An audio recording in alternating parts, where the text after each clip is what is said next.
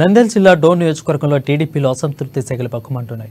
డోన్ పాత బస్టాండ్లో జల్దుఖం బహిరంగ సభలో వ్యాపిలి బహిరంగ సభలో టీడీపీ డోన్ అభ్యర్థిగా మన్నె సుబ్బారెడ్డిని చంద్రబాబు ప్రకటించారు.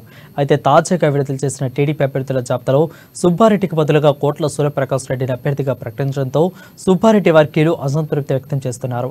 అయితే ఈ నేపథ్యంలో మన్నె సుబ్బారెడ్డిని తన స్వగృహం నుంచి పార్టీ కార్యాలయం వరకు పారిక నాయకులు కార్యకర్తలతో భారీ ర్యాలీ నిర్వహించారు. కూసిన గట్టికి తాళ్లు కట్టి తీసుకెళ్తామంటే ఊరికే చూస్తున్నారంటూ ఉందామా అంటూ పార్టీ శ్రేణులు సుబ్బారెడ్డి వర్గం ప్రశ్నించారు. ఇక డోన్ నియోజకవర్గం ప్రజల నిర్ణయాన్ని శిరసా వహిస్తాను అని అందరం చర్చించుకుని ఒక నిర్ణయంతో ముందుకు సాగుతామని అన్నారు.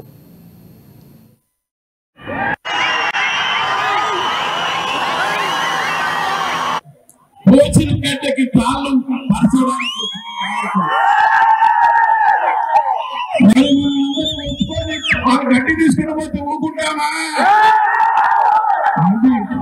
మీ అందరి నమ్మకంతో ఈ రోజు కార్యకర్తల మీటింగ్ మన పార్టీ కార్యాలయం దగ్గర చెప్పడం జరుగుతుంది.